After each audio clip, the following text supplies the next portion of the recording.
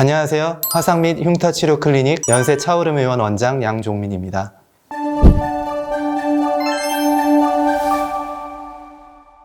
화상의 초기 처치 및 치료에 대해서 말씀드리겠습니다. 우리 몸이 화상을 입는다는 건 어떻게 보면 전쟁터에서 폭탄이 떨어진 상황과 비슷하다고 볼 수 있습니다. 전쟁터에서 폭탄이 떨어졌을 때 폭탄에 바로 사망하는 병사들도 있고 폭탄의 피해를 전혀 입지 않은 병사들도 있을 수 있고 그 다음 부상당한 병사들이 있을 수 있습니다. 부상당한 병사 세포들, 우리 몸의 피부 세포들이 잘 살아날 수 있도록 도와주는 게 화상 치료의 과정이라고 생각하시면 됩니다.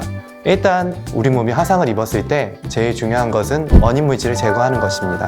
화상의 원인 물질로부터 떨어진 후 이물질을 제거하고 흐르는 물에 화상으로 입은 화기, 열기를 제거해 주는 것이 좋습니다. 이때 열기를 제거하겠다고 무작정 얼음이나 얼음물을 사용하는 경우에는 오히려 피부에 추가적인 손상을 일으킬 수 있기 때문에 이런 경우는 주의하시는 게 좋습니다.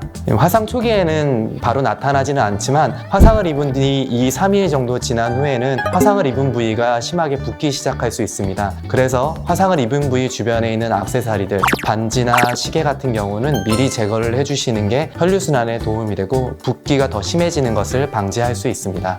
이러한 초기 처치 후 병원을 가야 할지는 물집이 발생한 여부에 따라 결정할 수 있겠습니다. 단순히 빨갛고 아프기만 한 경우에는 일반적으로 1도 화상이라고 볼 수 있습니다. 1도 화상은 가만히 두어도 자연스럽게 낫는 경우가 많기 때문에 특별한 처치를 필요로 하지 않는 경우가 많이 있습니다. 적어도 이틀에서 3일 정도 지난 다음에도 물집이 발생은 할 수 있고요. 물집이 발생한 경우에는 제대로 된 진단과 치료를 필요로 하게 됩니다. 물집이 발생했다는 건 적어도 2도 화상이라는 것을 의미합니다. 이때에는 화상 전문 병원에 내원하셔서 화상 전문의의 진단과 치료를 받는 것이 중요합니다. 상처 부위는 사이즈가 작다면 젖은 수건으로 감싸고 병원에 내원하시면 되겠습니다.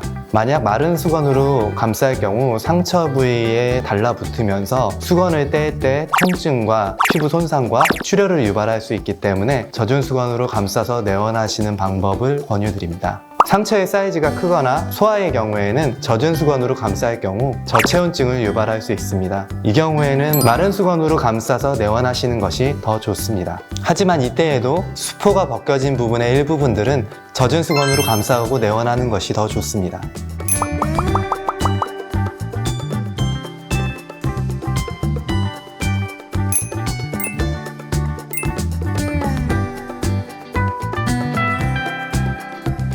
화상 치료 그 이상을 위해 최선을 다하겠습니다.